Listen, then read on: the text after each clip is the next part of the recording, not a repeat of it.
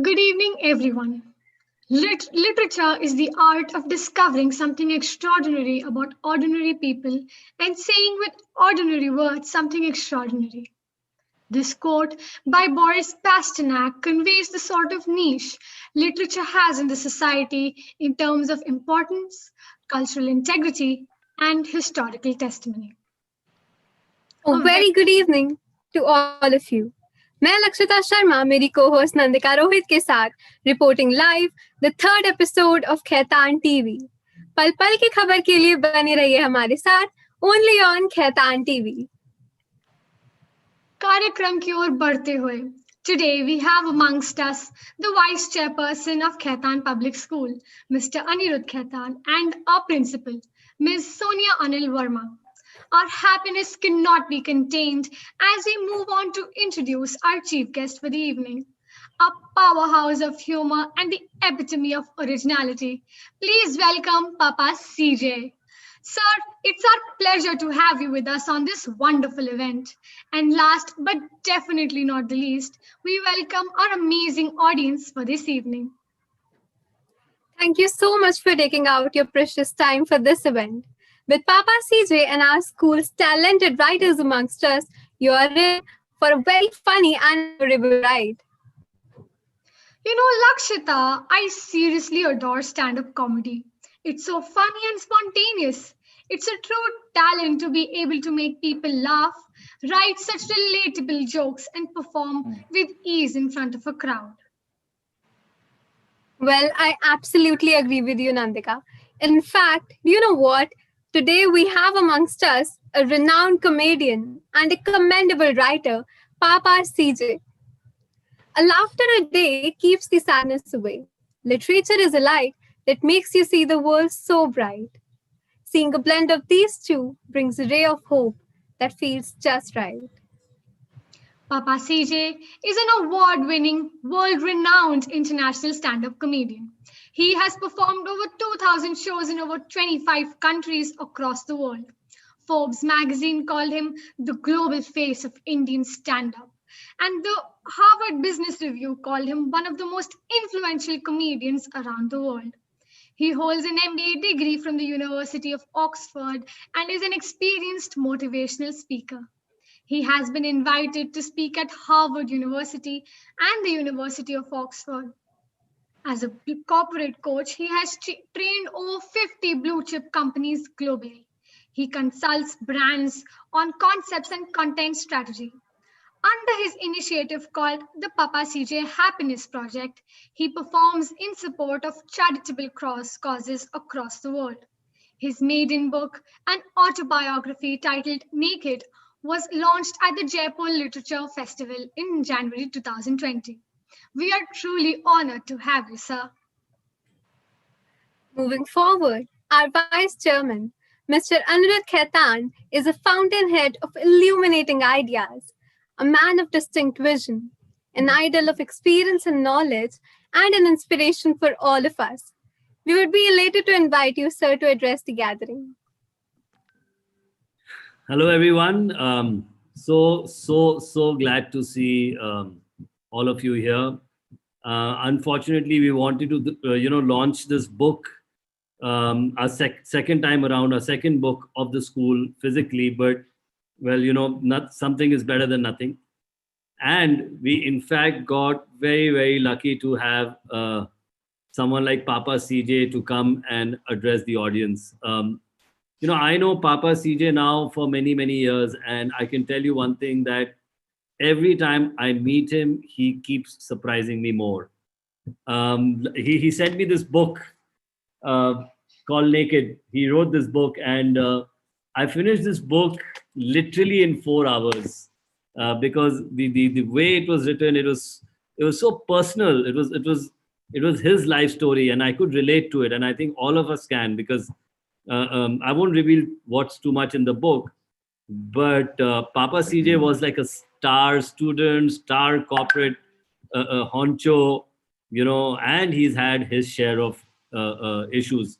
Looking at someone who's especially a stand-up comedian, we all, at least I felt, or that, he's a funny guy, but, and life would be just so much fun and so easy to make jokes, and entertain people. But it's not like that. And honestly, thank you, Papa, for coming in. I don't know where he's gone. He was here. I'm right here. You're right I'm there. right here. Thank you, Papa, for coming here, sending me your book, and really, thank you so much. So, Papa is more of a friend of mine. We've had lots of fun together also, and well, thank you for having me, Papa. Would you like to say a few words? Well, before I start, let me firstly just say thank you to Nandika and Lakshita for that very, very sweet introduction. I'd like to just tell all of you that I have huge respect for your chairman, Mr. Anirudh Khaitan, and I'm deeply honored to be here. It took me 42 years to get a good to get a book published. So it is a wonderful, wonderful, and very commendable accomplishment that all of you young writers have managed to get published so soon.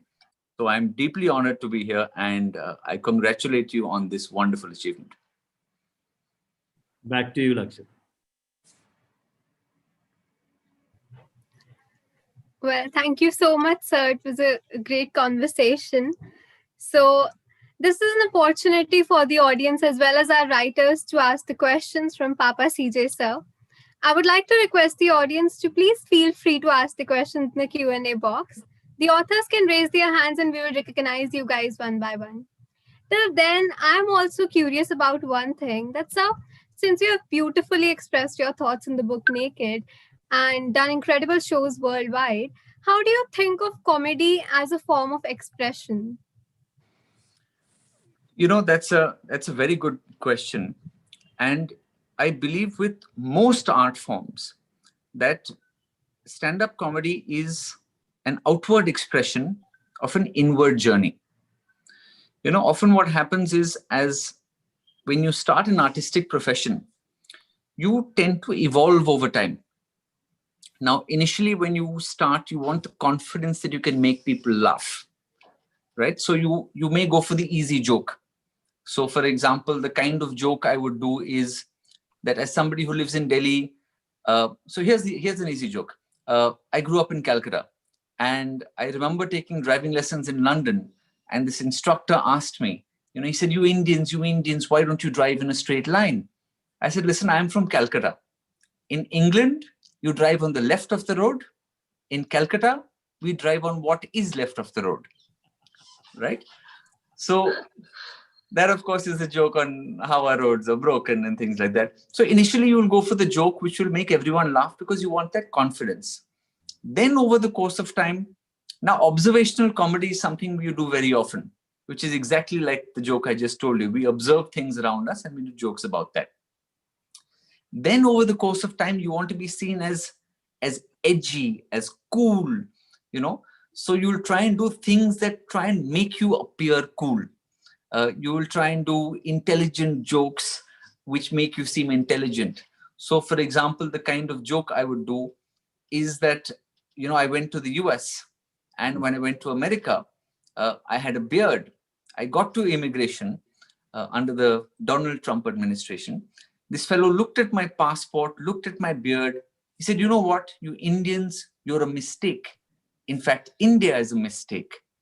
I said, come on, officer. As an American, you should be grateful to us.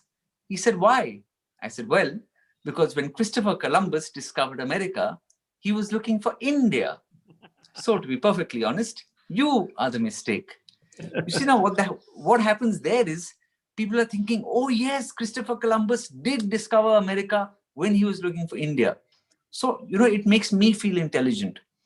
But initially what happens is, you are driven by external forces. You're trying to show off. You're trying to look cool. You're trying to get confidence. But over the course of time, it is very important to be authentic. And that is the beauty of most art forms. You do what you think is funny. You talk about the things that matter to you. And then your audience finds you.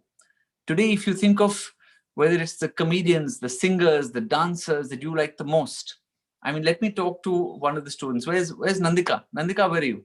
Yes, sir, right here. So Nandika, who is your favorite singer? Sir, I adore BTS as of now. Okay, so here's the thing. Now, Nandika, if you are in the room, or if a Korean audience is in the room, or if an American audience is in the room, it doesn't matter to BTS, right? They're still going to sing Absolutely. their songs because that is who they are, right? That is what the kind of music that they like. So what is very important over the course of time, whether you're a comedian or you're writers like yourself, don't try and copy anybody else. You can only be a second best Kiran Mandral or a Salman Rushdie, right? But you can be the best Nandika in the world, or you can be the best Lakshita in the world. So what is very important is to be comfortable in your own skin and true to yourself. Write about and perform what you believe in. That's Yes. the long answer to your short question. Thank Thank you so much, sir. Actually, as anchors, we were so eager to listen to you speak that we sort of took away Anirudh sir's chance to ask 2 questions.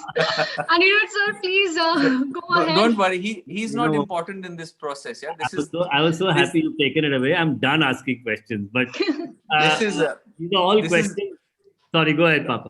yeah. I'm going to tell you I'm going to tell you a story. So Lakshita, this is more important. This event is more about you, the students, right, and the authors. So I'll tell you a story about parrots. You know, I have a pet parrot, and near the Mulchand flyover is where you can go and get a parrot. So the last time I went there, you know, I went to this fellow and I said, you know, I want to buy a parrot. So he shows me this parrot. I said, well, how much is this parrot for? He says, you know, this parrot, sir, it's 30,000 rupees. I said, 30,000 rupees for a parrot? Like, why? He says, sir, this parrot was in the education business. You know, it has, very good management skills. So I said, okay. I said, show me another parrot. He showed me another parrot. I said, how much is this parrot? He said, sir, you know, this parrot was also in the education business. Very good teaching skills, very good management skills, 60,000 rupees. I said, oh my God, 60,000 rupees. Fine. I said, now show me another parrot. So then he shows me this parrot, which is wearing a fancy suit, talking on the mobile phone, Mont Blanc cufflinks, you know. And I said, well, you know, how much is this parrot? He said, sir, this parrot is 1 crore. I said, 1 crore for a parrot? Like, what on earth does this parrot do? He said, sir, to be honest, nobody knows what this parrot does. But these other 2 parrots, they call him the vice chairman.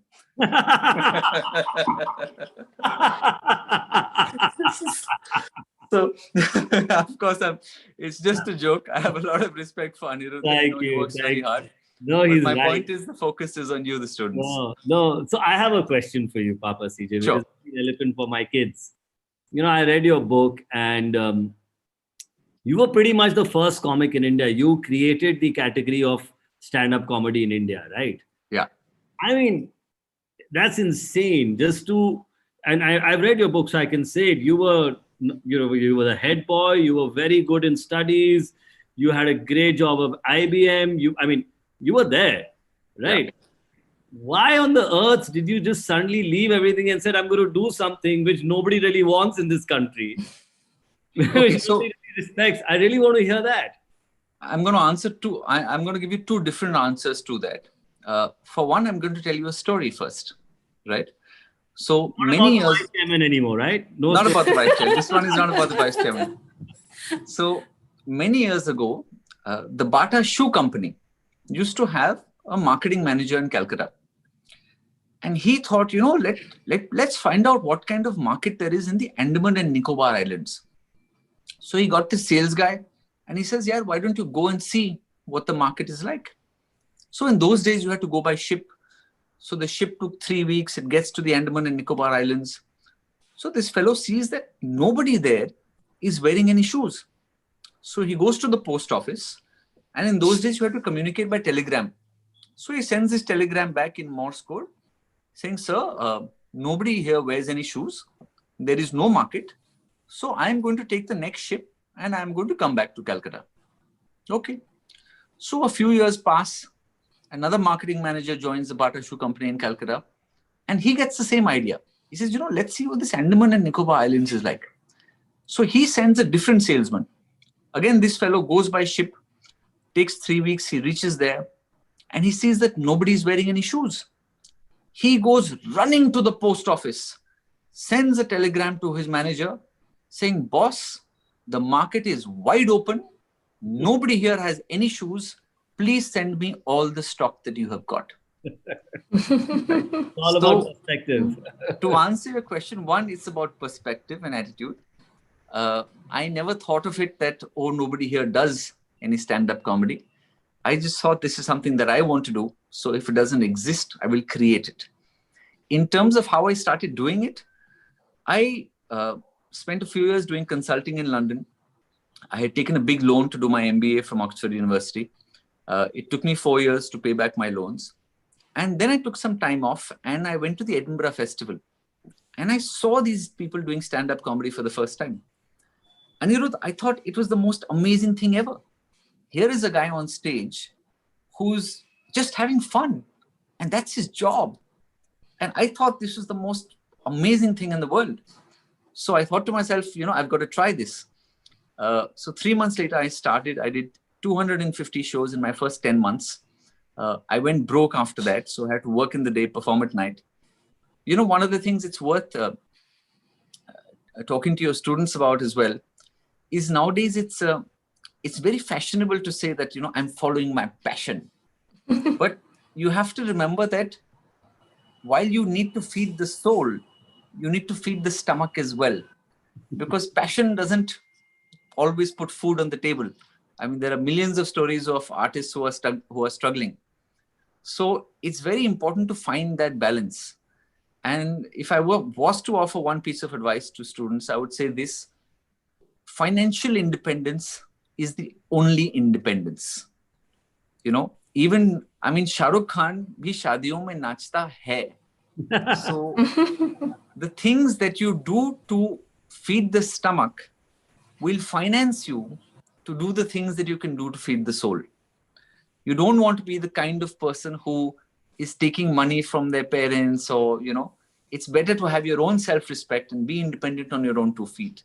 So yes, and you have to realize with all these artistic professions that are slightly different, you love what you do, you get good at it, and then the money comes. The challenge is the gap between loving it and the money coming is indefinite, and you don't know whether it will ever come. So that's the period where you have to last out. And it's very important to keep the right support systems as well. Because I think it was Tom Peters who said that you are the average of the 5 people you surround yourself with. So it's important to have people around you who support you, who believe in you, and think that you can do what you're aiming for. Awesome. Thank you for sharing. So I'm not going to talk about your life story because I think everyone should really read your book. By the way, it's worth, Anirudh, it's worth telling them that the book is a clean book. It's not a naughty book. Yeah. The title is called Naked, and the reason behind it is it talks about the metaphorical layers that you keep removing to reveal your inner self. So for the parents who are out there, it's not a naughty book and your kids can read it. Absolutely. I wouldn't have recommended. So, since it's about books, I would really like to know, why did you write this book? And what was the most challenging part? I've read it. You literally tore open yourself in the book, right? Yeah. Every moment of your life has been described. So why did you write the book, and what was the most challenging part? Okay. So here's what happened. This book is based on a show that I used to do. And the show was called Naked. So a publisher came to me and said, CJ, this show should be a book. So I thought, chalo, if one publisher is interested, somebody else will be interested. So then I went to the other publishers. Now, the second I got an offer from one publisher, I used to go to the others and say, Dekho kya offer mila hai. Right? So I did this whole thing where I got offers from 5 publishers. And then one of them gave me a contract, 2 of them.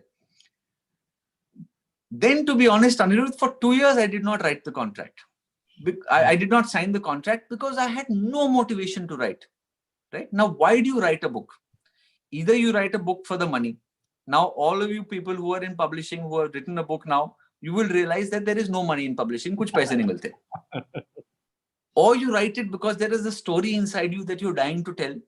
Now, I am already telling my stories on stage, right? And there's instant gratification. I tell the story now, the audience in front of me will clap or cheer or laugh. So zero motivation, right? So for 2 years, I didn't sign the contract. Then I thought to myself, yeah, it was purely for the ego trip. Ki naam ke saath it should be, Papa CJ, author. Or when you're walking past Delhi airport on the bookshelf, you see a book there and you'll say, yeah, mera kitab hai. So eventually I signed the contract because I said, if I don't sign the contract, there's no way I'll write. Now, because the book was based on a show and it's my life story, I finished writing it in 10 days.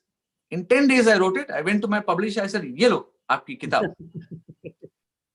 So then she came back to me because for me, I wrote it like I write a stand-up comedy routine. Here are the different anecdotes. They all fall into certain chapters. You create a segue between them, khatam. So my editor read it and she came back to me. She said, तुम्हारे किताब में दर्द नहीं है. So I said, ठीक है. So then I went away. And for 6 months, I did nothing. Right? Then after 6 months, she called me up and said, kya ho raha hai? What's happening to your book? So I said, just I'm giving it to you. I've been working on it. So I sat down for 1 more week and I put dard inside it. So again, then she read it, gave me some feedback. Then what happened is my closest friend, his name is Chetan. He read the book and he said, CJ, you are a comedian, but your life is no joke. So I want you to write the kind of book that my daughters will be inspired by. Then I was like, yeah, ab pressure dal diya. So then I put some effort into it. But here is why I enjoyed writing the book, because in a stand-up comedy show, you are under pressure to get to the punchline. People don't have that kind of patience, right? Every 15 seconds, you got to give them a joke.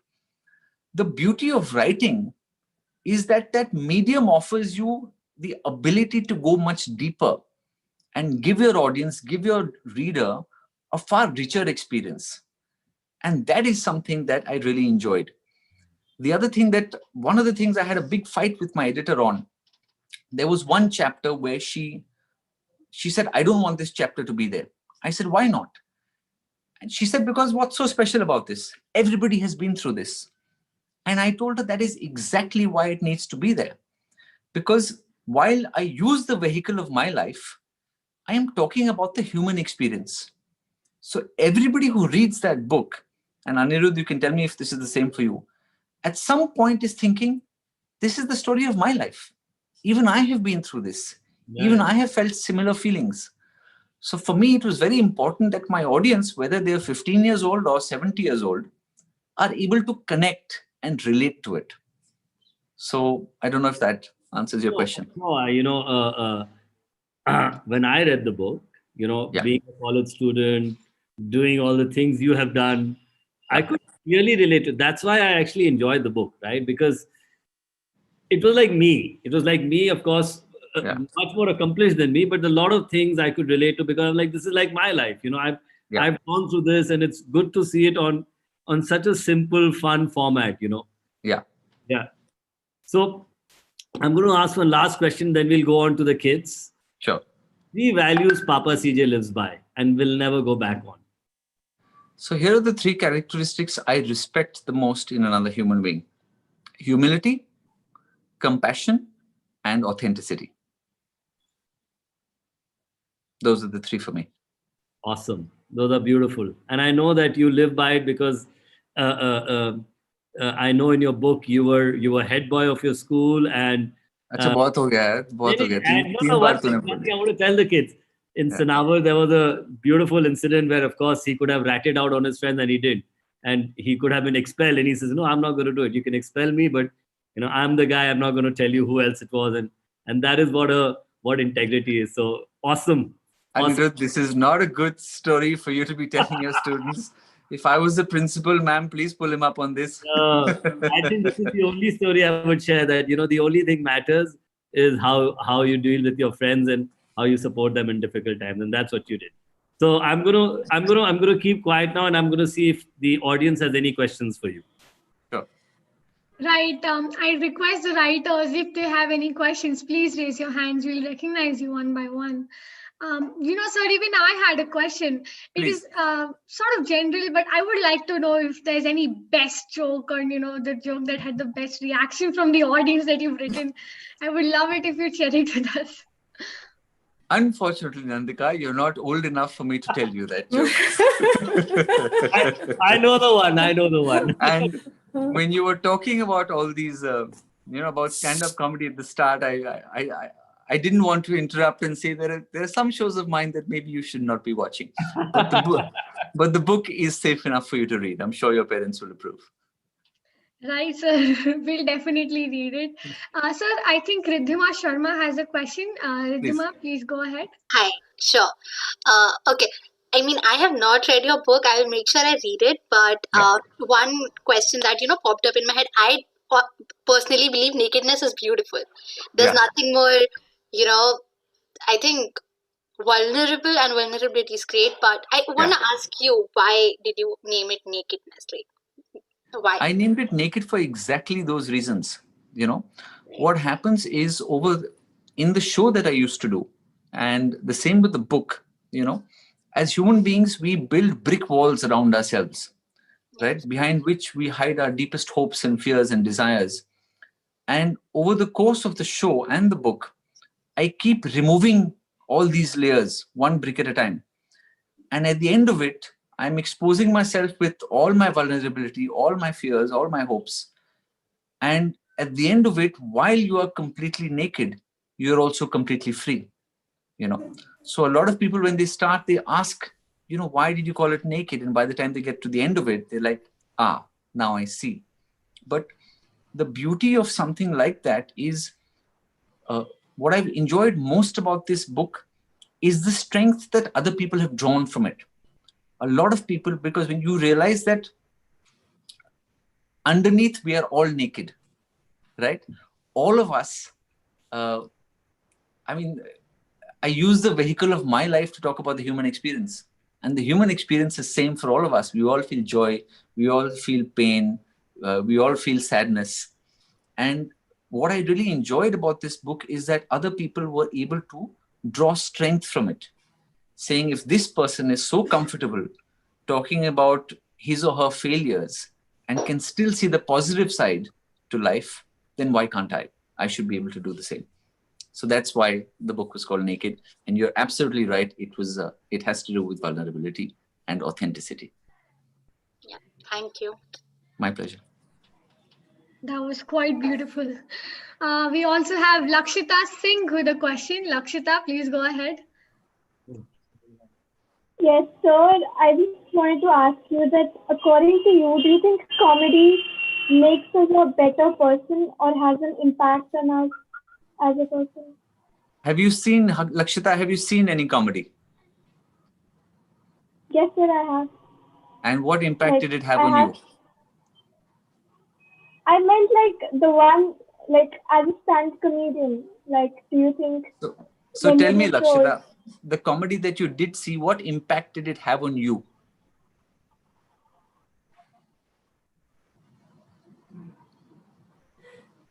I think we've lost it. Sorry? Worry about.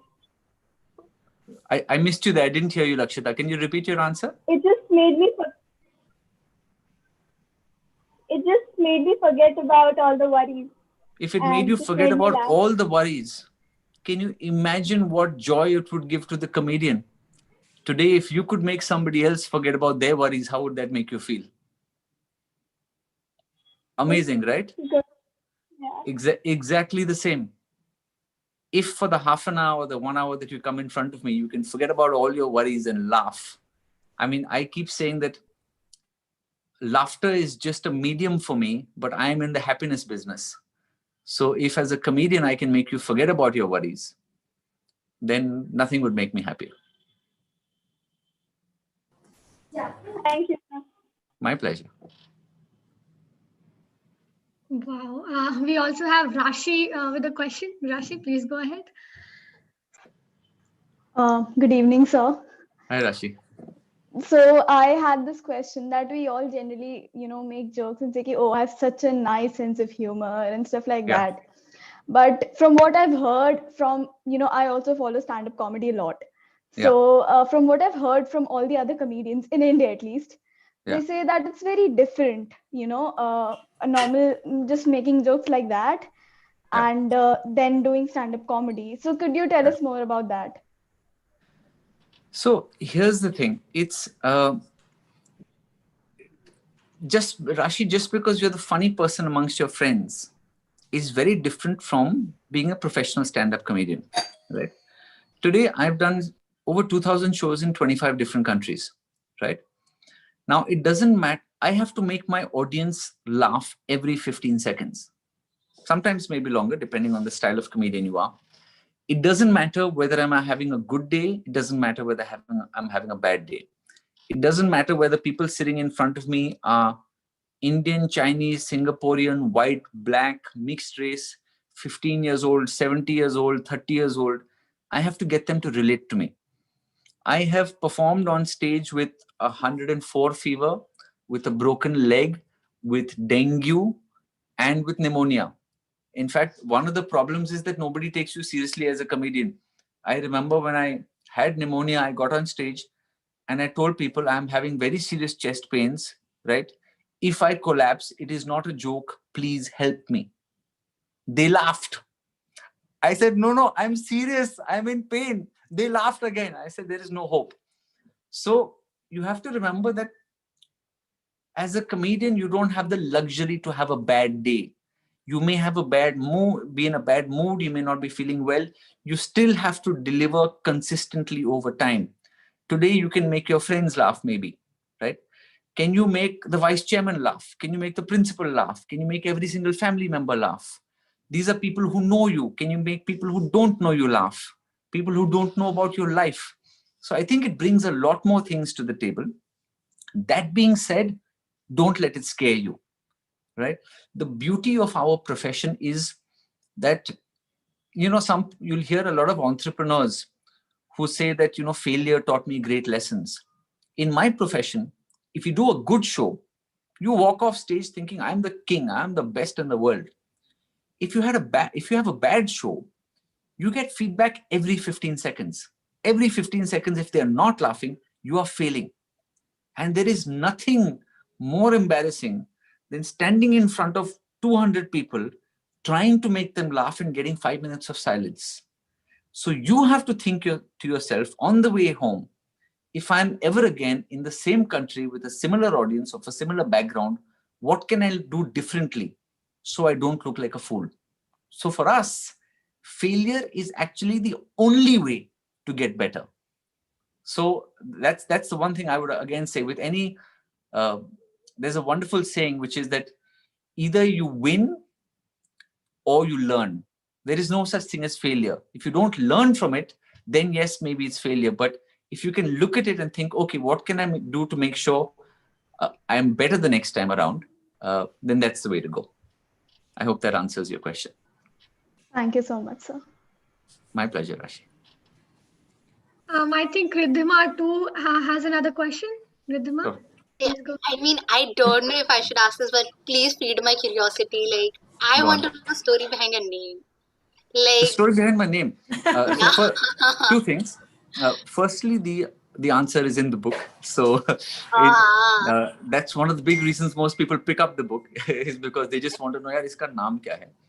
But I can tell you what a few things around that. So CJ is initials for my name, which you'll find out when you read the book. okay. And when I started my career in London. And at that time, I did about 700 shows in 3 years. I was the only Indian comedian in all of the UK. And I always tried to represent India in a very positive light. So I always tried to showcase India in a very positive light. And I think subconsciously in my mind, I thought to myself, yaar, अंग्रेजों को भी लगना चाहिए उनका कोई बाप है.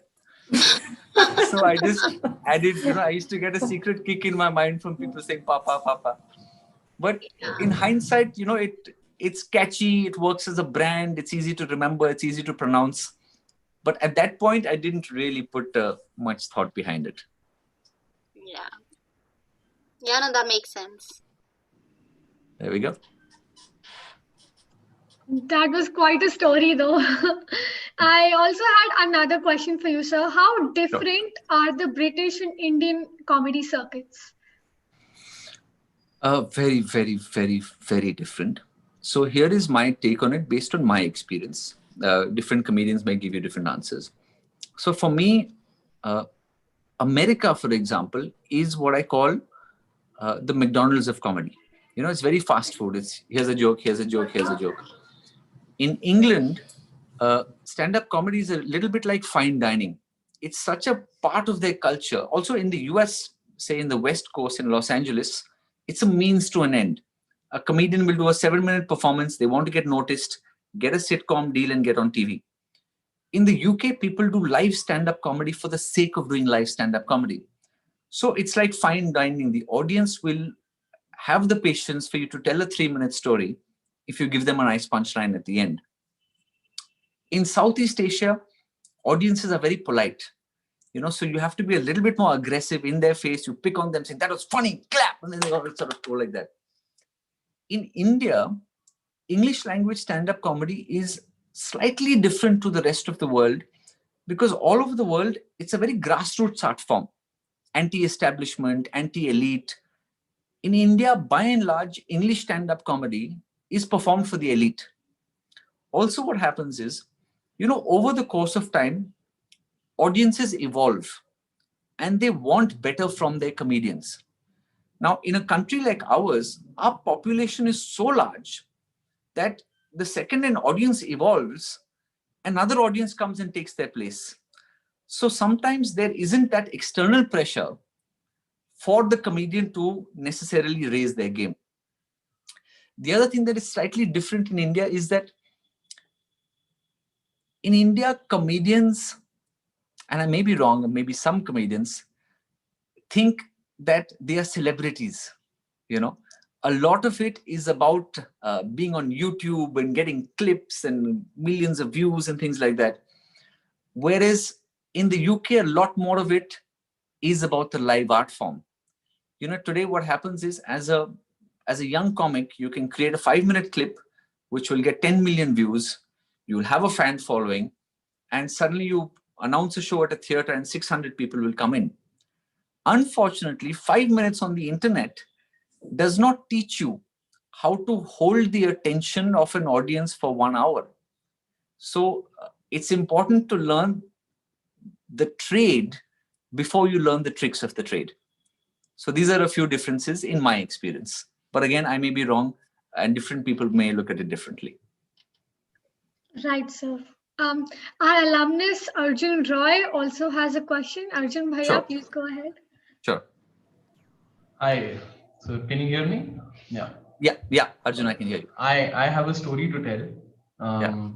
So just yesterday, no, day before yesterday, Gunjan ma'am called me and she said, Ki, Arjun, we are having another edition of book launch. I was part of the last one. We're having another edition of book launch and we'd love to have you on panel. And I said, I not love anything more than that. So I was put on the panel. I checked Instagram and I checked, okay, who's coming. And yesterday, I'm a filmmaker. So yesterday we had gone for recce to a place and I was just looking around and, you know, we started discussing stand-up comedy. And I told Ki, hi, you know, tomorrow in my school, Papa CJ is going to be there, the chief guest. And they said, so my friend with whom I was doing the recce, he said, I'll show you something very interesting. So I think you'll also like this. Can I share my screen? Yeah, you know, do that. Yeah. So he showed me this picture. We were doing the recce. That's a very busy screen, my friend. Yeah, we were doing recce at Akshara Theatre. And he said, we have an entire row named after Papa CJ. And I said, your world is such a small place. And then, you know, we just were discussing, okay, so they told me that they've contributed so much to the theater and so much to the culture there. And yeah, and I think this was a very interesting story. And this just happened yesterday. Yesterday. So what is your question? No, my question is nothing. I just wanted to share this. My question, Papa yeah. is being humble. Papa is Yeah. being humble. Okay. He's gone red on the face. The second row is named after Papa CJ, and yeah, I think it was a fortunate stroke of serendipity right there. So I just Thank wanted you. to share this. Thanks a lot. Thank you. Thank you. Thank you so much. We also have Ruchira ma'am who wants to ask you a question, sir. Ruchira Sure. ma'am, please go ahead. Hey, good evening, Papa CJ. Anirudh, Yes. what a rabbit you've pulled out of your hat. It's remarkable. I'm so glad I attended this program. I'm the publisher of this book that you're going to launch, Papa. My question to you is, when I was growing up, comedy was hurtful. Yeah. Comedians would make us laugh over physical impairments, over Yeah. things which wouldn't make me laugh, and wonder why it was so untasteful. And I'm so glad Yeah. that I'm talking to somebody who seems to have elevated it to a nicer level. And you laugh at the nicer, righter things to laugh at, subtle comedy or intelligent comedy or whatever. Yeah. I wanted to ask you, does your audience laugh with you or laugh at you, or both? It's a very nuanced question, and it's a very good question. So normally as comedians, we say we want them to laugh with us, as opposed to at us. But I think maybe a part of that bit also comes from the ego. There's nothing wrong in playing the fool. There's nothing wrong in being a clown. I remember a school student asked me once, saying, Papa CJ, can I become a comedian when I grow up? And I said, well, the trick to becoming a comedian is to not grow up. So play is far more important than work. I find that especially in India, people take comedians too seriously. And more than anyone else, it's the comedians who take themselves so seriously. I mean, come on, you're playing the fool. You're the jester. Of course, they say that humor is like a rubber sword. You can make a point without drawing any blood. So it's a very powerful tool to bring about change. But there also shouldn't be this pressure. Sure, I may be armed with those things, but you need to be the kind of comedian that is authentic to you. You don't have to be this force for change. You just may want to play the fool. And that's fine as well. When it comes to offense, you said, making fun of different things. In my experience, ma'am, a lot of offense has to do with intent, right? Many times jokes that you do are going to be at the expense of somebody or the other. A lot of it is self-deprecating, of course. You make fun of yourself. But intent is very important. There's a friend of mine, a very famous comedian called Jim Jeffries, and he was invited to do a show for the Autistic Society. And he says the reason they invited me was because I make fun of them on their faces. The argument we say, I mean, in comedy, they say that you should always punch up, right? You can't make fun of the group that is the perceived minority. So if a white comedian makes fun of a black comedian, he's racist. Whereas a black comedian making fun of white people is okay. A thin person making fun of fat people is perceived as, oh, how can you do that? You're making fun of. But a fat person making fun of thin people is fine. A man making fun of a woman is misogynistic. But a woman making fun of a guy is totally okay. Yeah. So my question to you is that today, if I'm making fun of you, am I making fun of you because I'm picking on you because you're weaker? Or am I giving you the respect of treating you like an equal, saying you're big enough and strong enough for me to make fun of you because I don't think of you as somebody lesser? So, it's a very fine line. Yes. And I think where that line is drawn depends on a couple of different things. Most importantly, it depends on your own value system. So for me, I will not do a joke about Mother Teresa because that's my value system. Yeah. I will not pick on somebody 80 years old in the front row and make fun of him. That is my value system. Also, it depends on a couple of differences. If I'm doing a show at a theater, right, you have come to my environment. I will do what I want to do, what is true to me. if I have come for a private party, for a corporate function, as a professional, it is my duty to respect the boundaries and guidelines of the space that I'm in, you know. And also it depends on what kind of respect you have for your audience, you know. So for me, it's not that important for me to prove a point. You know, if I know there is something that I do in the audience that is really going to upset them, is it really that important for me to say? But I would never pass judgment on somebody who did say it as well, because to each their own, you know. That being said, I do get, I have to tell you this, I get banned from 80% of the colleges that I perform in this country. And I'll tell you why. Because, and I don't know if I'll get into trouble in school here because of this. When I go to the colleges, I ask the students what they think is fair, what they think is unfair. And especially the engineering colleges. Now, there's a college in the South, one of the renowned engineering colleges in our country.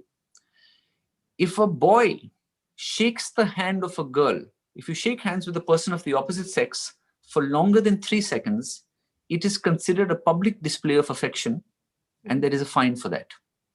There is a college in Noida that if you are a foreign student, you can smoke on campus. If you're Indian, you cannot. I mean, how can that even be legal? So now I use humor and I crack jokes about it, you know, because I want to show them a mirror. Because my problem is this: these students are under so much control of the faculty because of the power they have on their marks that they are able to enforce these rules. For 4 years, you train the minds of these students to not question. And forget not question established knowledge, not question rubbish like this. What are they going to discover? What are they going to invent? You know? And I've learned over time, a wonderful way to do it is to first ask the faculty about generic principles unrelated to their specific educational institution. So I was doing a show in Bangalore for an engineering college. There were 3 faculty members in the front, 2 of whom had daughters. And I asked them, I said, do you think men and women should have equal access to resources when they're studying? They said, yes. I said, do you think the cost of education for boys and girls should be the same, or should it be more expensive for one gender? I said, no, it should be the same. I said, okay, you just said that they should have equal accesses to resources. But the boys can go to the college library on Sunday and the girls cannot, right? Today, your girls live 5 kilometers away from the campus, right? It costs them 32 rupees per day, one way. That's 64 bucks a day, which is whatever. And I put the calculation saying it's about 30,000 rupees of transport per year. How is their cost of education not higher than that of the boys, you know? So humor can be used there. But when it comes to, you know, I'm giving you a very long-winded answer. I get very carried away with, with this subject. But a lot of it is a personal line, depending on the value system of that person. But I have to say this, that as a comedian, often you have to think, you don't have to think about what you say as much as you have to think about where you say it. At a live event, my audience understands my context, my persona, and the intent, right? If you were to record the same thing and stick it on the internet, people who are not in that room may get offended. They don't know who I am. They don't know the context in which it's said, and they don't understand my intent. So, have we finally learned to laugh at ourselves, us Indians, as a community as a whole? Have we need to lighten up, definitely, but have we learned to laugh at ourselves? We're still better at laughing at other people. But listen, I've been in India doing stand-up comedy for the last 13 years. I would not have been able to do that if we were not able to laugh at ourselves. So let's give ourselves a little bit more credit. There are people who can't, but there are people who can. So thank you. Thank you so much. My pleasure. Wow. I mean, that's the only word I can say after listening to such an amazing session. It was packed with laughter and so much knowledge. Quite a package, just like Papa CJ's book. Moving forward, you know, Lakshita, I have noticed that our young minds are always brimming with new ideas. It's especially amazing to see writers our age put down their creative minds to the task of writing a story and see the different shades of personalities immortalized on paper. I know, right? And it's amazing to see these young minds, the magic that these people create when they're given the right platform to express themselves. It's just amazing. Absolutely. The Quill Club Writers works as an icing on the cake for these brilliant minds by giving them the platform they desire. Exactly. Quill Club Writers enable school children to become published writers of mainstream fiction. The children hone their writing and learning skills and learn how to publish, release, and sell professionally produced books in the market, all under the close guidance of a journalist turned author and an experienced editor. Even before the students step out of their teens, their work is selling on Flipkart, Amazon, and on some premium book stands. Well, isn't it amazing?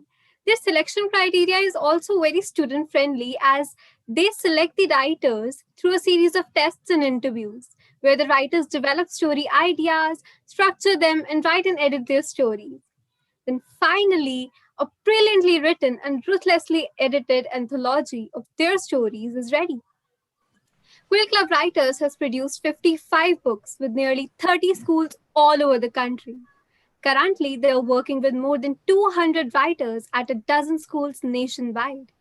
Nearly 500,000 children at schools across the country are reading their books as part of their curriculum, and more books are on their way.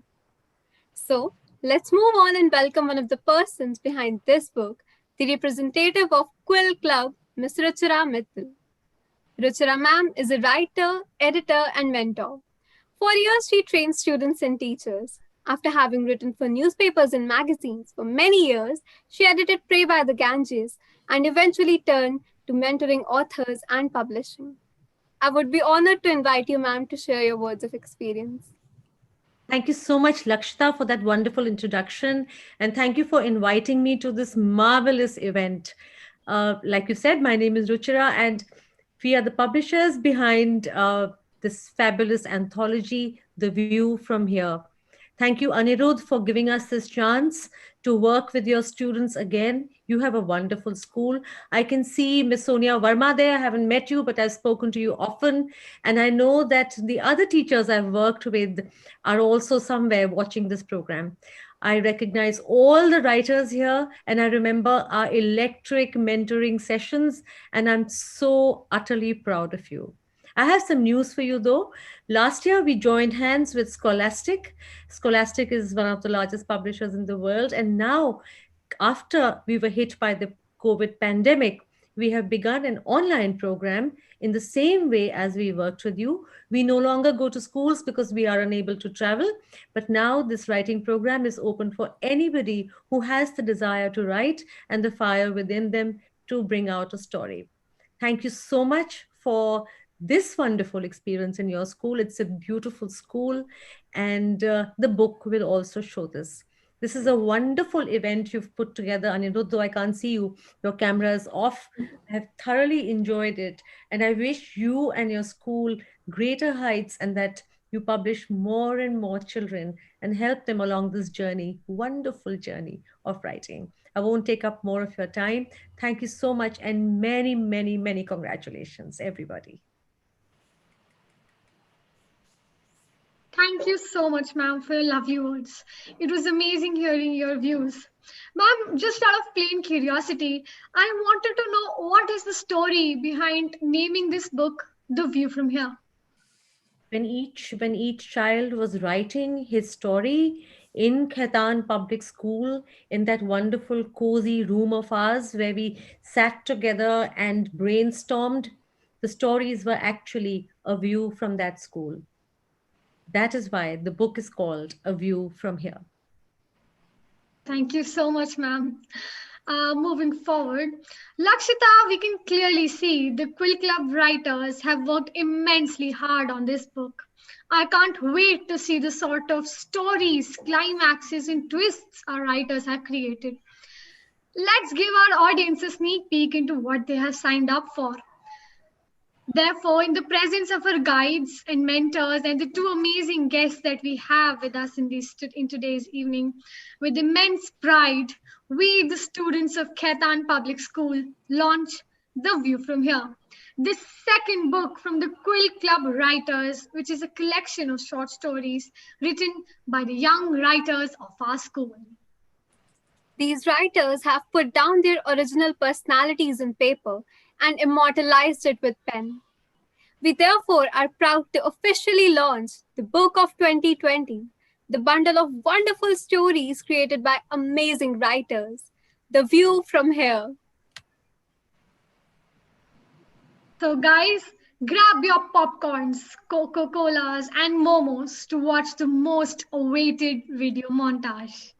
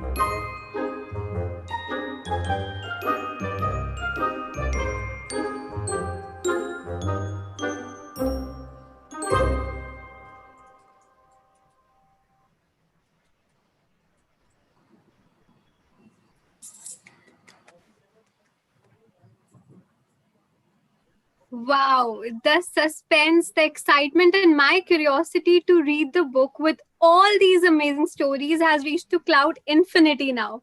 Like, I'm so excited right now. So I can assume that our audience also must be thrilled to read this book. This was just amazing.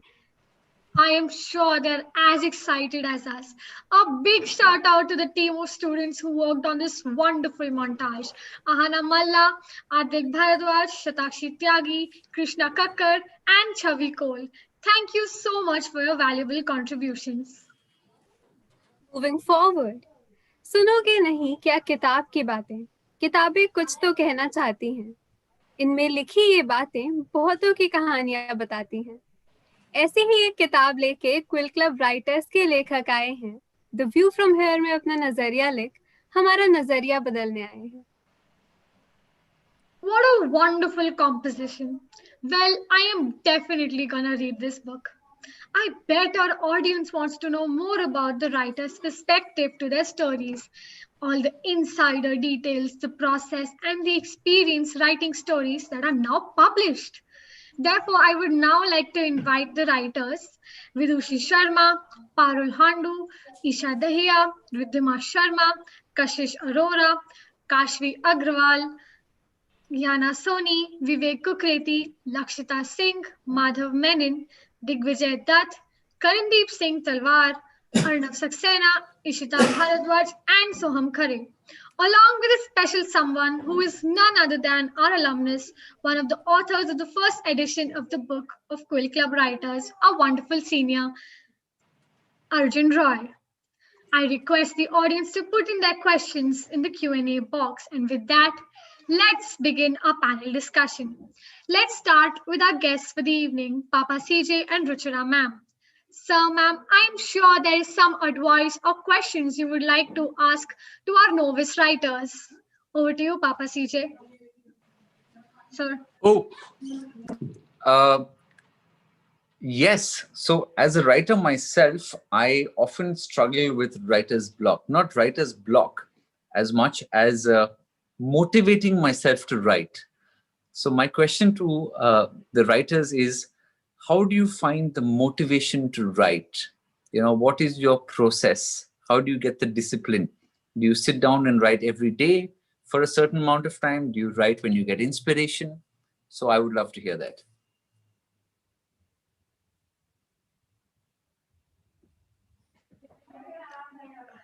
It's interesting because we tell them there's nothing like a writer's block. If you say you have a writer's block, then you're just being lazy. You have to sit down and write. That's what we tell our students. It's true. I'm lazy, so I get it. Let's hear what they have to say. Yeah. Yeah, I mean, I think it sort of happens sometimes. You just it just doesn't come. I don't know if that makes sense, but I think once you get in the flow, there's I think there's a mindset where you just sit and things just start flowing, and you're just like, oh, it's happening, Yeah. it's coming. I think that tends to happen, but I think, yes, there are some times when you just sit there, you're just looking and your mind's not working. I think because that's happened with me personally. I think that tends to happen, but when you're there, I think it happens. It's like magical. I don't know. Wonderful. Yeah. Thank you. Ruchira ma'am, any advice or questions you would like to give to our young writers? I don't want to give them any advice. They are fabulous writers and they've worked really hard at this. It's not easy to sit at your desk and pound away and work around the writer's block, because our program works to a time frame and there has to be a result at the end of it. So it's hats off to all these writers. I just have one thing to ask them, and I think we ask them this often during the course of the sessions also. What do you think is more important, or would you like a simple idea well written, or a complicated idea, or a very good idea that's not written properly? Do you think language is an important role in the writing of a story? Ma'am, I do think that writing is very important in a story because, you know, when we find a story intriguing, when we actually find the language we are able to understand, and actually it's the language that attracts us. If we find a story so complicated that we are not interested in what we're reading, that books seem to be a bit boring, and we, you know, sometimes it happens that we don't want to read this, we'll read it later on.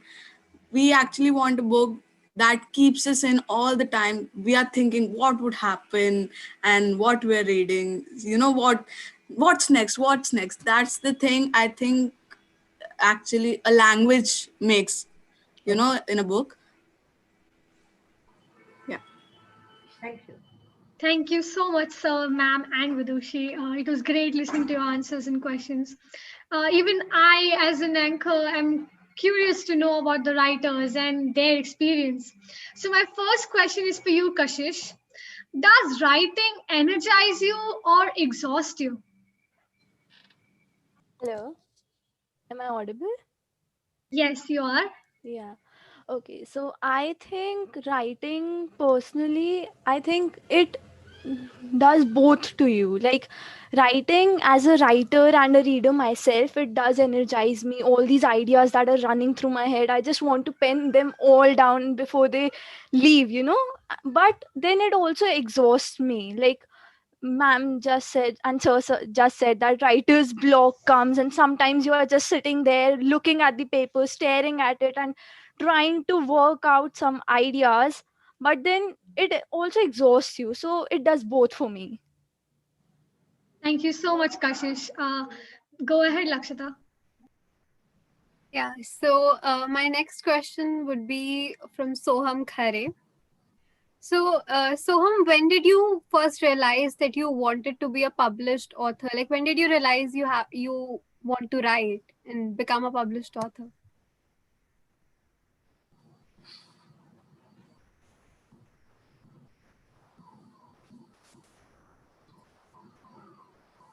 Soham, are you there?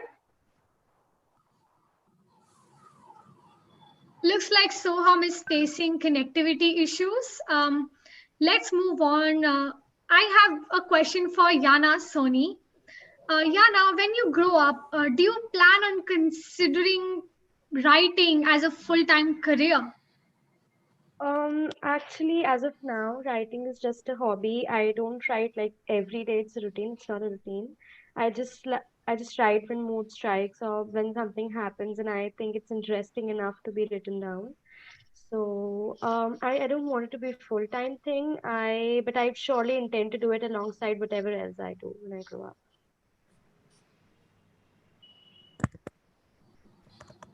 Great, Yana.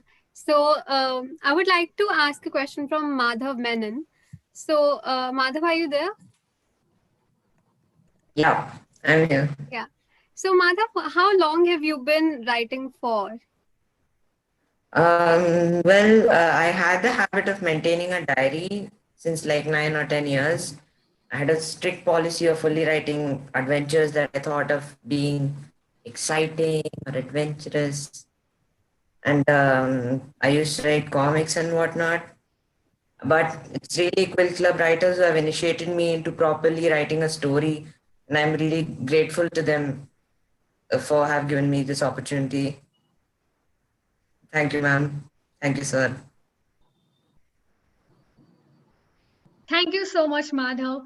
My next question is for Isha Dahiya. Isha, please switch on your videos and audio. Hi, Isha. So my question to you is, where did you get the idea for your short story? Idea. I think one of the highlights of this story originally was depression, and to put some light on that issue. And I usually imagine my stories like they're films. Almost all of my story ideas for films only. And so, like, I imagine something random and something clicks, and I just make a story out of it. And like for this story, I was just imagining, that the guy sees this girl across his window, and then he sees her later, and he goes over to talk to her, and then through that, I made up the whole story. So yeah, I do hope that I make this one into a film, though one day. I doubt I will, but let's see. Wonderful. So next, I would like to ask a question from Ridhima Sharma. Yeah, I'm here. So, what advice would you like to give to the young writers and even to yourself as a writer, as an author? I mean, it's a big question, but I think one of the things that I personally want to, really do and would advise others is, because often what happens is we strive for excellence and we have a role model, we love a book, we love a text, and we want it to be a certain way. But what often happens is that we put ourselves in a box when we do that. We, and often like confine ourselves from having a free flowing writing, from, actually exploring what we can do with our writing. So I think one of the biggest things I would advise is to just write, and don't have any set defined rules that you want to follow or you want to do when you write. And yeah, and just question everything you do. Just these two things, I guess. Yeah. That was wonderful and enlightening. My next question is for Lakshita Singh. Lakshita, can I please have you on the screen? Yes, I'm here. Hello. So, my question to you is, how did having this published short story change your process of writing? I think now my thoughts, I can structure my thoughts in a much more better way, and also understanding from the perspective of the reader is really important. So both of these things I sort of improved during the program. So thank you, ma'am, for that.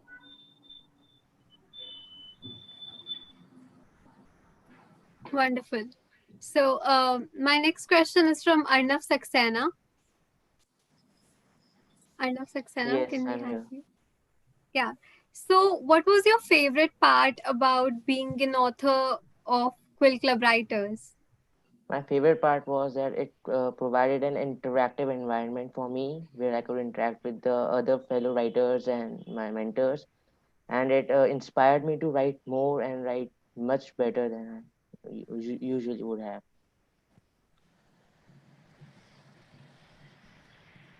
Right. Thank you, Arnav. My next question is for you, Vidushi. Please join us on the screen. Right. So, what was the first book that you read and how did it influence you? Actually, to be honest, the first book I read was Oliver Twist when I was just 10 years old.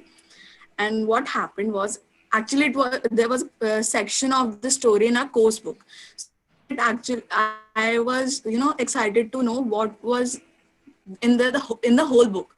So when I opened it, and it was like such a heavy kind of vocabulary, that was difficult for me at that time. So I started reading other books that which had simple language in it, and then shortly I was able to read that book with complete understanding. So I was, that book actually helped me to, get motivated to read other books.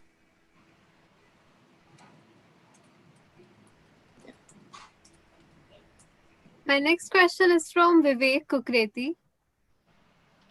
So Vivek, did the Quill Club Writers program make it easier for you to foray into the world of becoming a published author?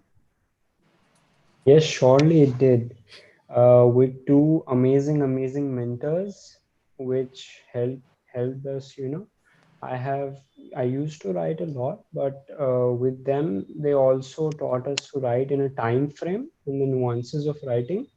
So I think that Quill Club has helped me a lot, and we have got into the publishing thing very early in life.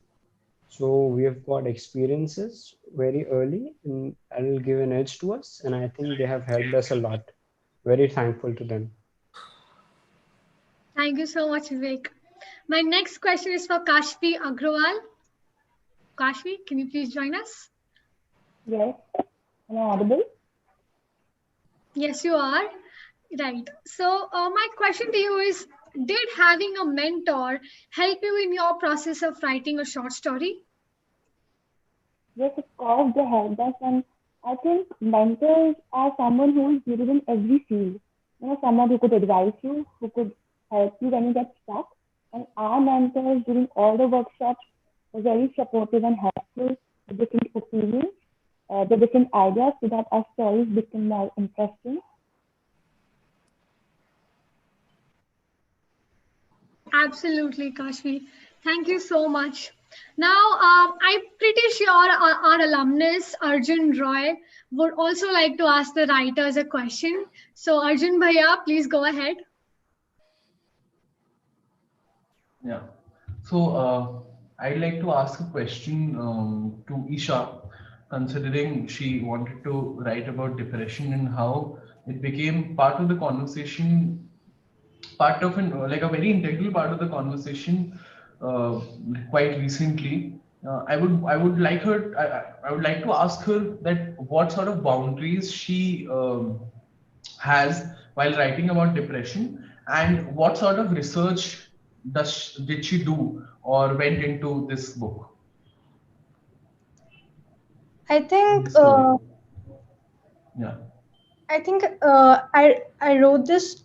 I imagined this story. I made up this story when I was in 10th class maybe, and I think for now I have more information and knowledge about depression, and I think I could have done it more properly. But yeah, at that time,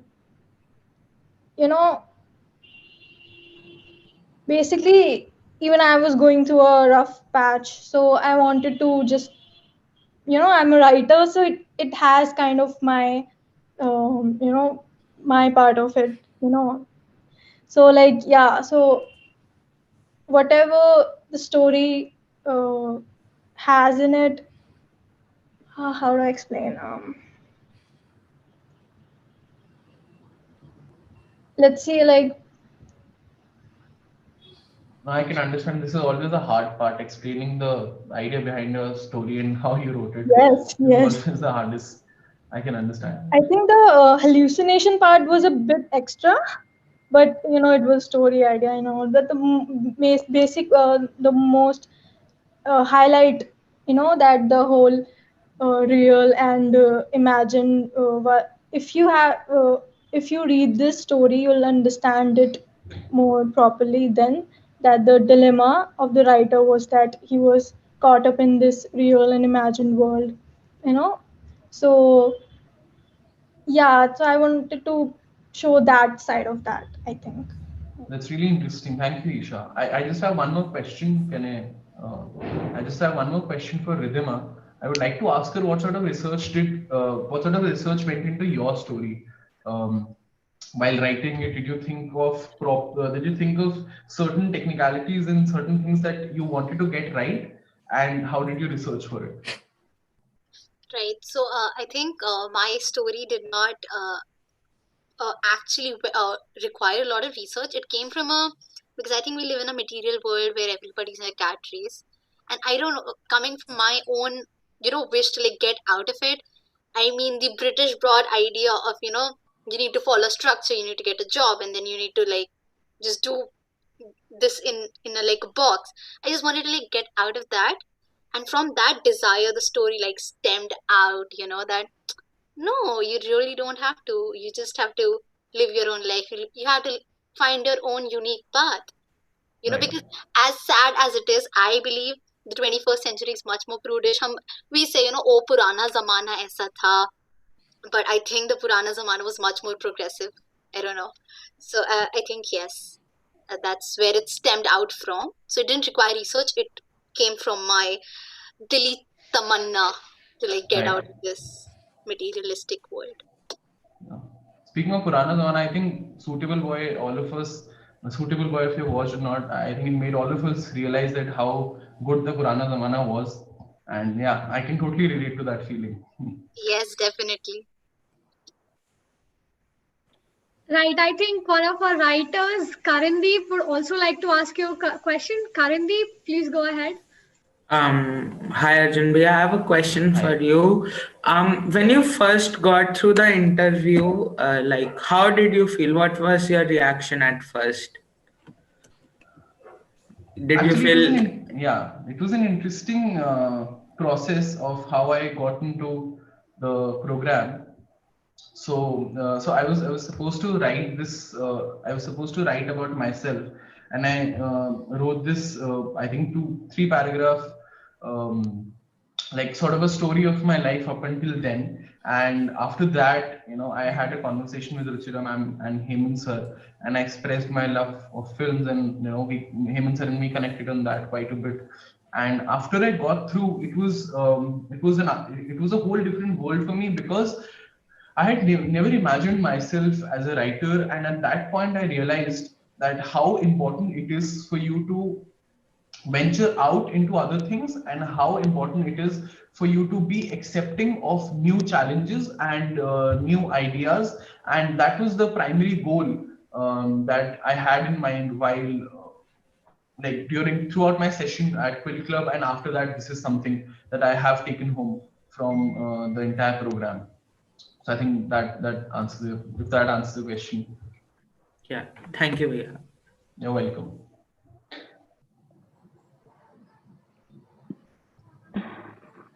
Thank you so much, Arjun Bhaiya and Karandeep. So my next question is for Digvijay Dutt.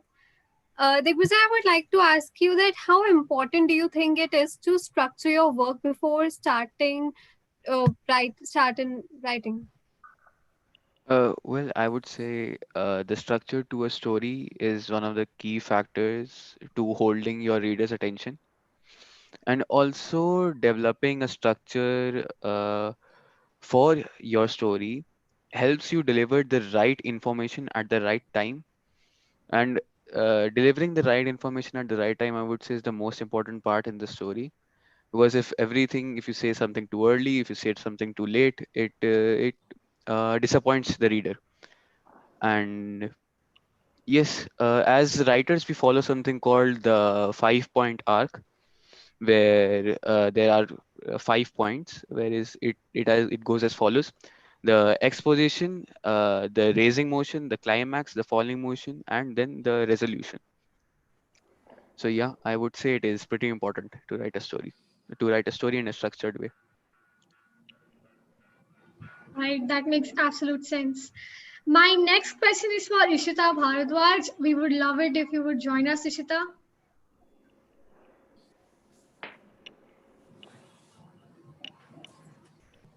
Hi, my question is, what was your most favorite and least favorite part of this publishing journey? Okay, the most favorite part was it was talking to the mentors, and earlier 2 years back we had this session. I think we have a certain flavor of our life, so it was like getting exposed to a whole lot of ideas, and I had this feeling. I have these thoughts, my parents have these thoughts, and my friends have these thoughts. But talking to the mentors, they felt like, okay, these things also exist. And a whole different dimension of thoughts. Sometimes I was unable to believe that these things completely exist, and yet I had no idea of it. That was the best part. It was totally amazing listening to them, and they talked about writers and their stories, movies, plot lines. And the worst part, it was writing the blurb, I think. Because, am I audible? Yes, you are. Go ahead. Thank you. It was writing the blurb because we have to reveal a lot of it in the blurb, and still we have to not reveal anything. It's such a paradox, and I just kept thinking and thinking and thinking. That was the most difficult part. Thank you.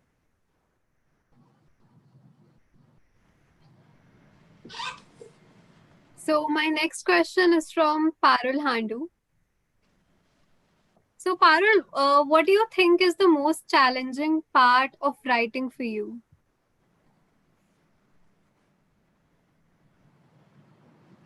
Parul, you're on mute. Wait, sorry. I think for me, starting the story was the easiest part, but finishing it was the hardest. I think for your story to be interesting, you have to have a good ending. Otherwise, it will just be boring. So, I start to build the ending first, then I start to build the story upon it. Thank you, Parul. Thank you. Well, this has been quite a ride. Some amazing insights and insider details that I'm sure none of us will ever forget. Definitely. So moving forward, influence of a good principal can never be erased. This is indeed a relatable quote for all the Khaitanians, as we are honored to have Sonia ma'am as our principal. So now, we would like to invite our principal ma'am, a distinguished personality with an eye for perfection, Miss Sonia Anil Verma, to address the gathering. Thank you, Lakshita. I think I've been desperately waiting to speak. And the beautiful part is, starting with thank you, Papa CJ. I would say, talking about you at this time, I know we are running short of time, but mentioning is important. I still remember 5 years back when the children were passing out in class 12. We generally asked the children in which career they would like to pursue after their 12th. So there was one child, he used to mention, I want to be a stand-up comedian. And people used to question, why you want to be. And everywhere he used to, give an answer, see Papa CJ, how much wealth and how much earnings he has. And I want to be in profession like him. Clearly, he didn't know anything about my balance sheet. So what Papa CJ I'm trying to explore is, children get carried away with the face of yours, how confidence, how knowledge you put with your words of wisdom to carry ahead. But what is more important, for the children to be knowing from you is that how do you sustain the same in your profession?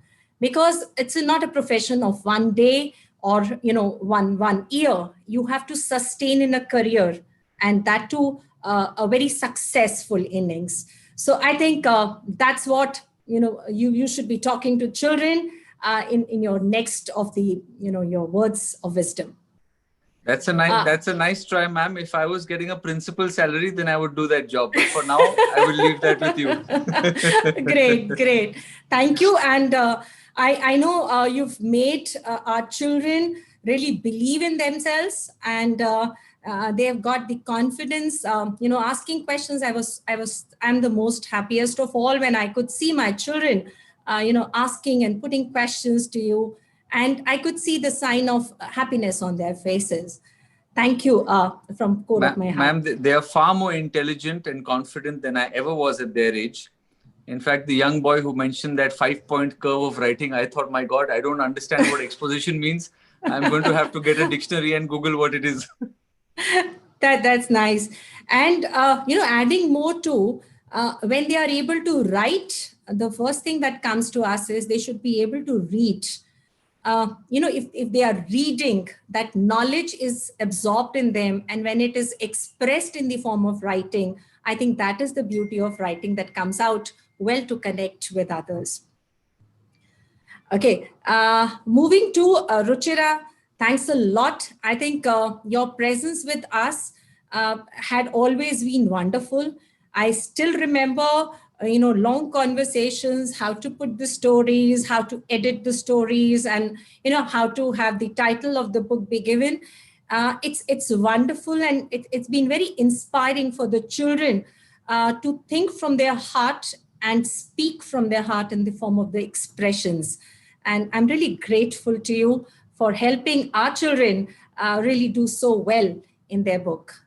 And finally, for the children, I would say the reward of a thing well done is to have done it.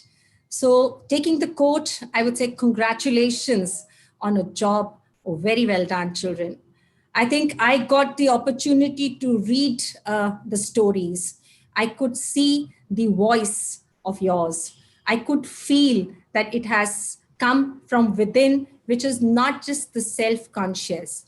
All the work that you have put in finally is recognized as successful writings in this form of a book. And my best wishes for you to go beyond this in writing and do not stop, continue, because this is one skill I think that would take you beyond your boundaries of learning beyond the classrooms.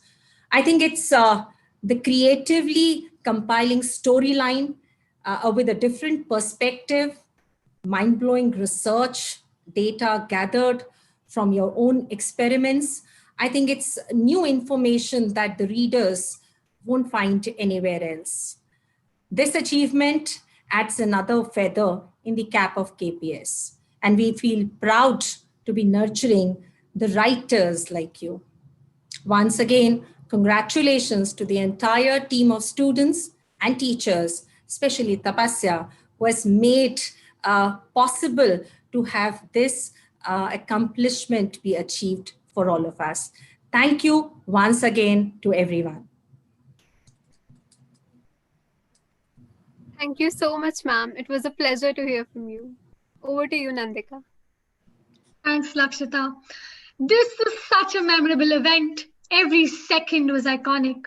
To think that we now have 15 published writers launching their book in the presence of Papa CJ, a renowned personality, is extremely unbelievable, yet accomplished. It would not have been so without the unwavering support of our patron, Mr. Anirudh Khaitan, the cheerful and stabilizing presence of our principal, Miss Sonia Anil Verma, and our Khaitanians, the writers who beautifully penned their stories on a piece of paper and presented it in front of our keen readers. We express immense gratitude to our honorable chief guest, Papa CJ, for being a part of this book launch and showering this event with laughter and positivity.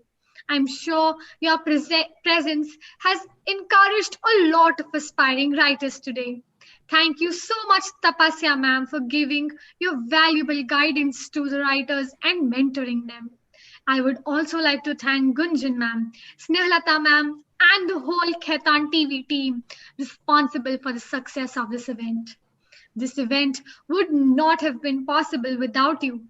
Last, but definitely not the least, I would like to thank our audience for being here with us and witnessing this book launch of 2020 with us.